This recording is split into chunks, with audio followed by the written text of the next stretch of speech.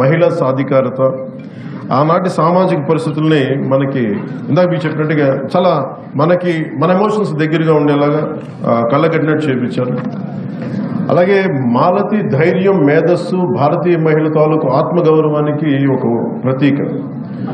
ఆడపిల్ల చదువుకోవడం నేరంగా చూసే కాలంలో ఆవిడ విద్యను అభ్యసించింది. సో ఇలాంటి న్యాయశాస్త్రం పట్టా పొంది తన జీవిత భాగస్వామి తనే ఎంచుకుంది. మాలతి కేవలం కథానాయిక మాత్రమే కాదు, మన ఆధునిక భారతీయ మహిళా శక్తికి ప్రతీక. ఈ నవల చరిత్ర, రాజకీయాలు, భావోద్వేగాలను కలిపి చాలా అద్భుతంగా నడిపిస్తుంది. స్వాతంత్ర పోరాటం నుంచి స్వాతంత్రానంతరం వరకు సాగిన ఈ దేశ ప్రయాణాన్ని మన ముందుంచుతుంది. ఇలాంటి నవలని రాయడం చాలా కష్టం.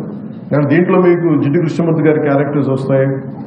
అంటే ఇవన్నీ అది మనకు చాలాసార్లు మన హిస్టారికల్ క్యారెక్టర్స్ని రీవిజిట్ చేస్తే ఎలా ఉంటుంది అనుకొస్తాం. మనం వెళ్ళి ఈ వ్యక్తిని, గాంధీ గారిని మనం వెళ్ళి మన దగ్గర ఉన్న మనకు తెలిసిన క్యారెక్టర్ కలిస్తే ఎలా ఉంటుంది, ఇలాంటివన్నీ అవన్నీ కూడా చాలా ఎక్స్ట్రీమ్లీ ఒక క్రియేటివ్ ఎబిలిటీస్ తోటి ఆవిడ దీన్ని జోడించిన విధానం చాలా చాలా చాలా చాలా అద్భుతంగా ఉంది. అలాగే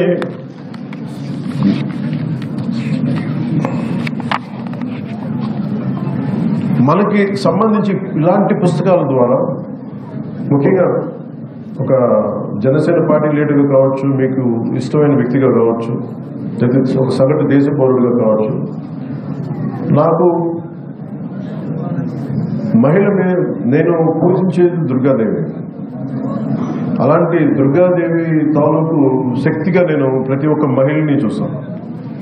అంటే ధైర్యాన్ని నింపుతుంది. అంటే లలితా త్రిపుర సుందరి ఎలా ఉంటుందంటే, పురుష దేవతలు కూడా భాండాసురుణ్ణి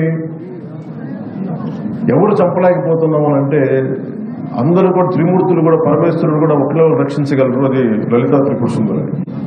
అలాంటి లలితా త్రిపుర సుందరి దగ్గరికి వెళ్ళి ప్రార్థిస్తే